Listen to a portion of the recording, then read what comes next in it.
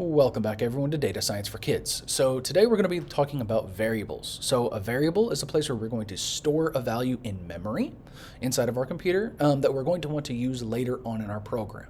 Now a variable can be used many times within a single program, and the value can be easily changed while that program is actually running and moving on. Now first let's talk about some of our first variables. Okay, the primary reason that we want variables is to avoid repeating ourselves. Okay, so kind of like the law of coding is dry. Don't repeat yourself. Okay, so if you are typing the same number over and over again, consider using a variable to keep that inside of our code. So first off, let's go on and do this, and we can do this actually. I want to put these up here. So when we do this, we need the var call, okay, to say, oh, we're going to make a variable. Y is equal to, here we'll say 60, and then we'll do var d is equal to 80. So here we're going to make, just to reuse, we're going to make three circles. We want them to be all side by side. So this y here is for the y-axis. Okay, and then here we have d. D here is going to be our dimension, or our diameter, I mean. Okay, so then we can go on and let's see here. We may want to move it a little bit, but we'll work on that later on. So ellipse, and we want in here, we'll put one at 75, and you know what? I want to go on and play that. 75 y comma d d. Oh, there's one. Okay. Ellipse, and let's say we want it at 175 y d d. There's another one. Okay, and then we can do ellipse, and we want to do something like 275 comma y d d. Bingo. Okay, everything is kind of put down right there. Now, the best part about this, okay, is if we want to go on and maybe change these values, we don't have to change any piece of this code, okay? So let's say that we want this at maybe 160, and we want this to be 180 in diameter. Boom. Look at this. We have everything that you see here. Okay, we have, without variables, okay, you don't need to change a lot of code. You don't have to go through and change that y coordinate over and over and over again. You can use this code 3 times with 6 diameters times. And again, we have all kinds of fun things that we can do. Now, as we kind of said here, let's kind of talk about each of these a little bit in turn, all right?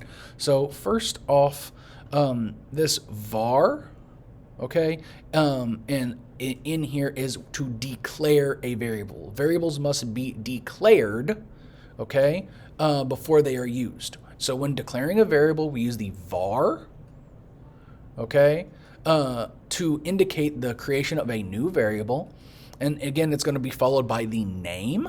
Okay, so here we want it to be y, in this instance var, and we want to call that, give it a name of d for diameter, okay, and to create up any type of new variable, okay, and then after that we actually set the value. Okay, now we're using this equal sign or assignment parameter, depending on how you want to call it. Now we can also do a couple other things. Now we can. So let me go. And you know what? Let me go in and just make a new one. So here, let's call this var circles. All right, and I'm going to go on and create up a new one, and let's just kind of talk about some variables here. So I can say something like var x, and I can just declare x. Okay, now if I wanted to assign it something, now I can say x is equal to 200. Okay, now this is correct, but if I do var, whoops, I don't want Chinese. Here we can do var x is equal to 12. This is wrong. Okay, you don't have to declare it twice like this. All right, you can't have two variables called x. So If you wanted this, you would do something like maybe this would be y, and then later on, this is now correct, we can say x is equal to 200 or something like that, okay? And that's what you could do. Now, there are a couple very useful things that we have saved inside of p5js. It has a series of very special variables, okay? And I'm going to delete these here. Now, the p5js special variables, okay, are going to have the width and the height, okay? And there's also a couple others that we'll talk about later on throughout the series. But the width and the height, they're probably the most useful ones. So let's play this, and let's say that we want to basically have like a big X going on here. So let's do something like line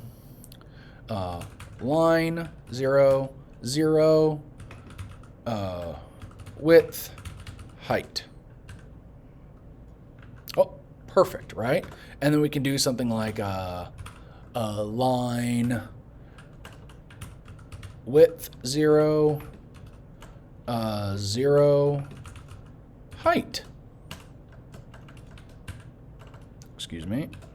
Height. Boom. Now we have a perfect X. Now let's say we want an ellipse, and we'll do something like width divided by 2, height divided by 2, and we want this at 10 by, you know what, let's make it big. Let's do 90 by 90. And then look at that, we have a perfect circle there. Maybe we make it a little bit bigger. Let's do 1, 1. Let's make it 100 maybe. Oh, that's way too big. There, 100. There we go. So now we have a nice big circle here. So there are other special variables, as I said, but such as like being able to track the keyboard and mouse, strokes, values, those types of things. And we're going to discuss those later on in the course, probably here in a week or two. So if you guys like this, please comment, subscribe, and hit that like button. And I will see you guys next time. Bye-bye.